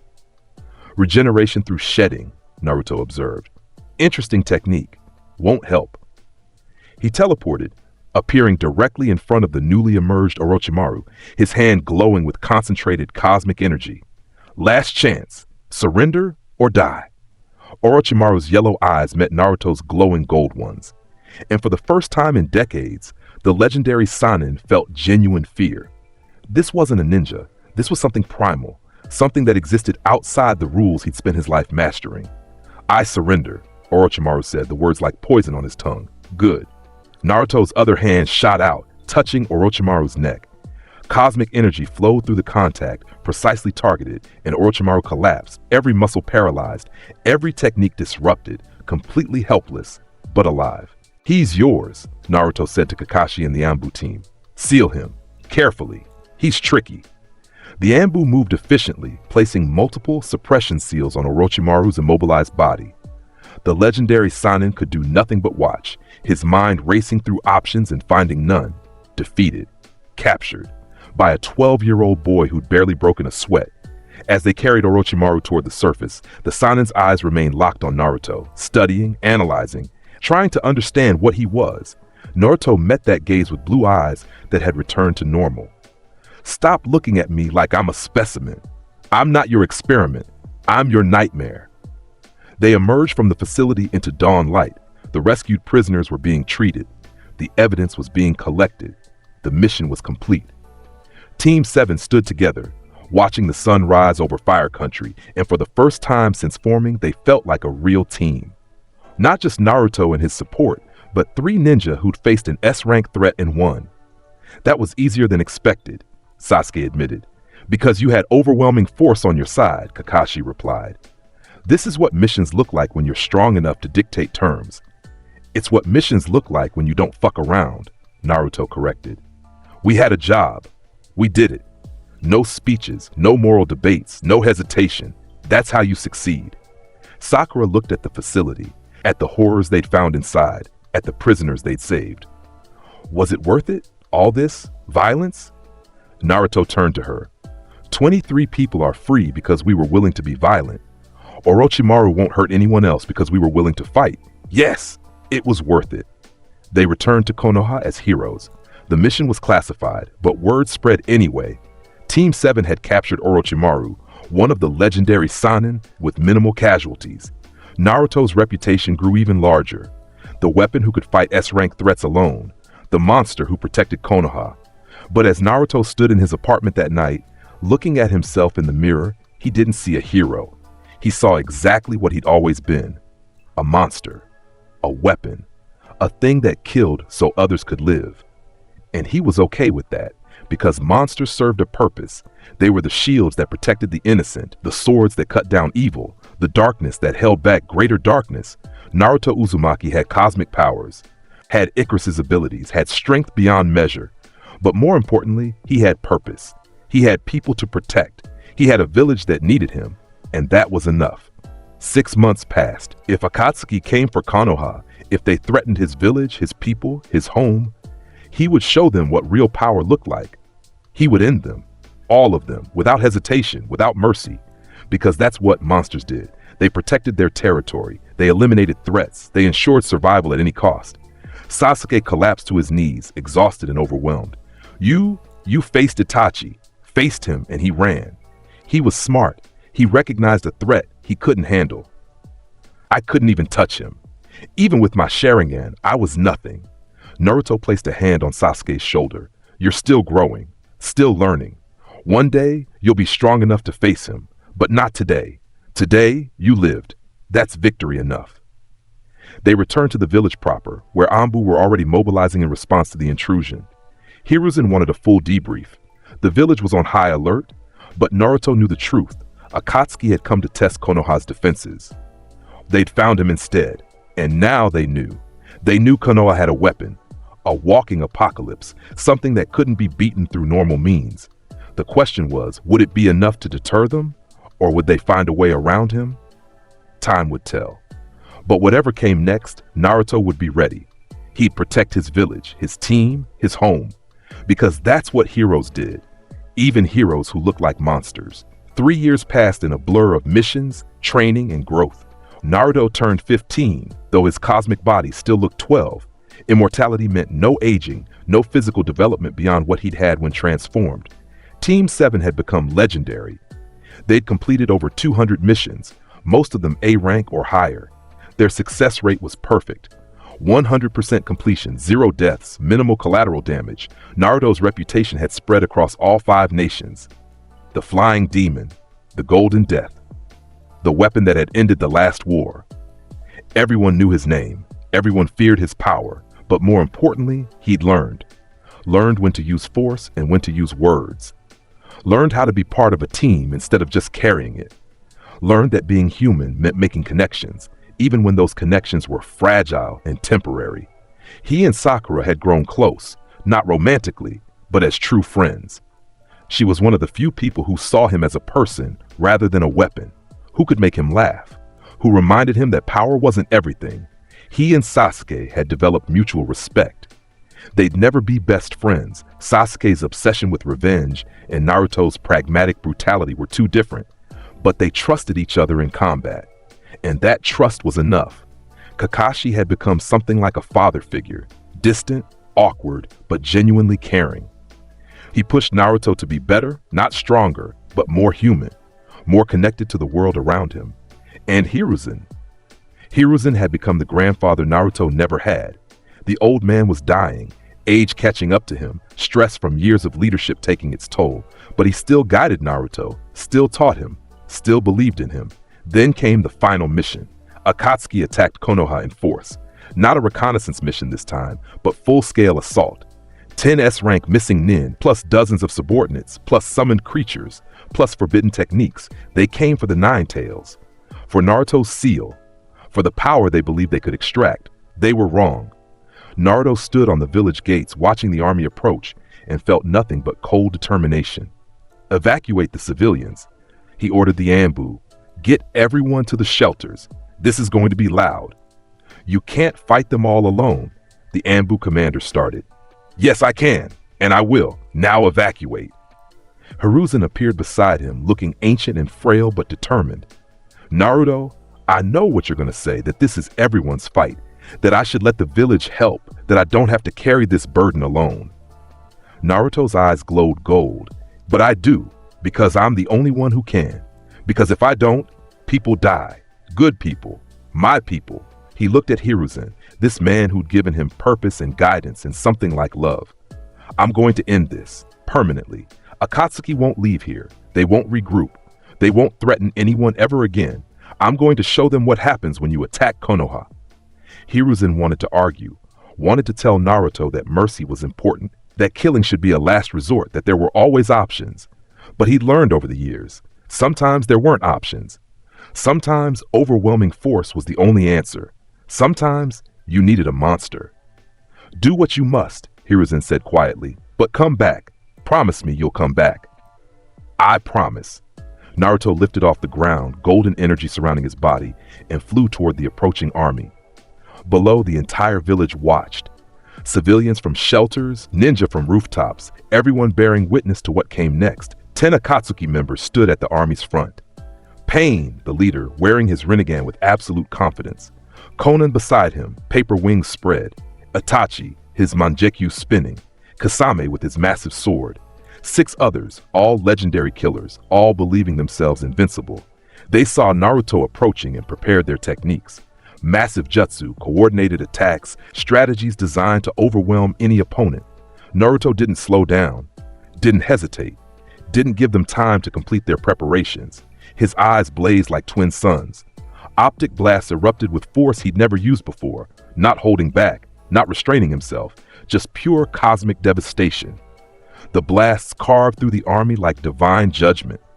3 Akatsuki members died instantly, their bodies vaporized before they could react. The subordinates, dozens of them, simply ceased to exist, erased from reality by energy that shouldn't exist. Pain activated his Shinra Tensei, the ultimate defensive technique of the Rinnegan.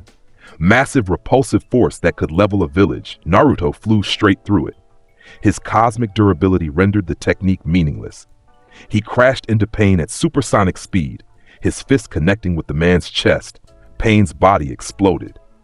Not metaphorically, literally exploded, turned to mist and fragments by force that exceeded anything the Rinnegan could withstand.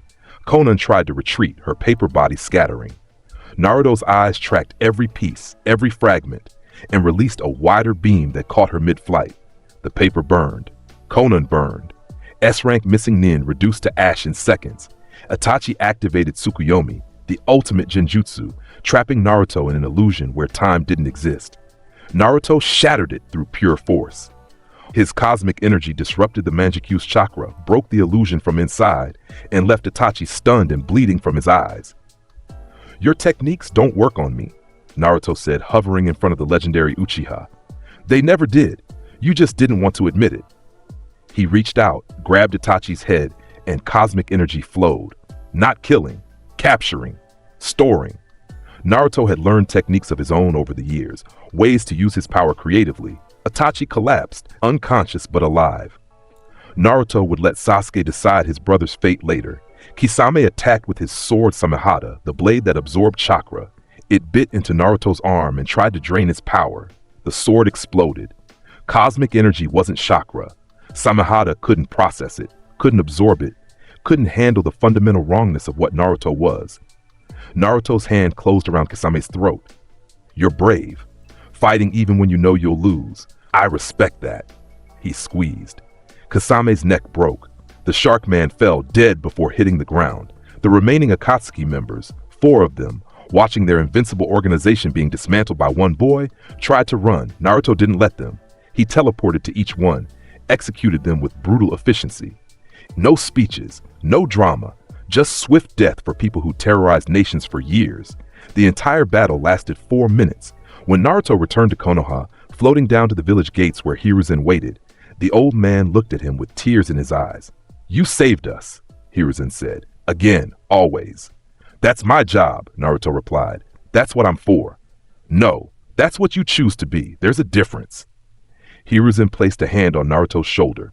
Thank you for being our shield, our sword, our hope.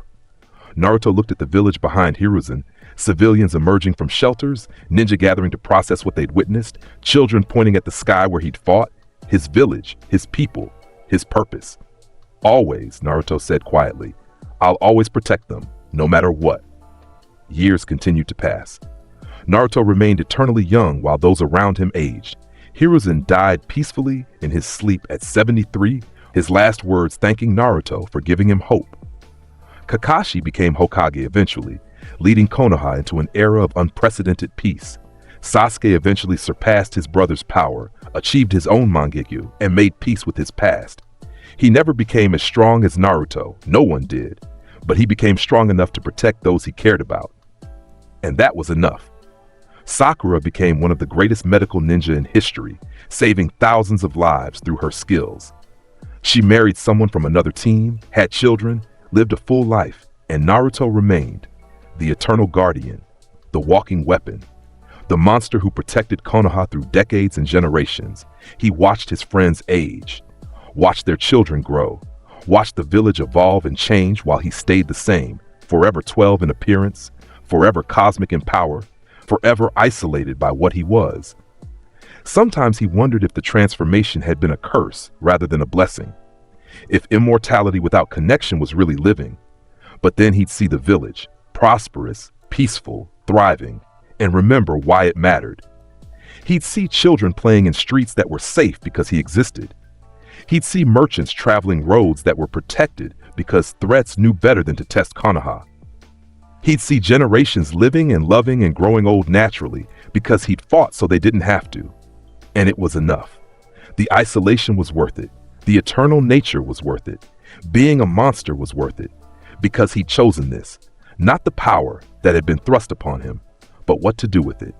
He'd chosen to protect, to guard, to be the shield that never broke and the sword that never dulled.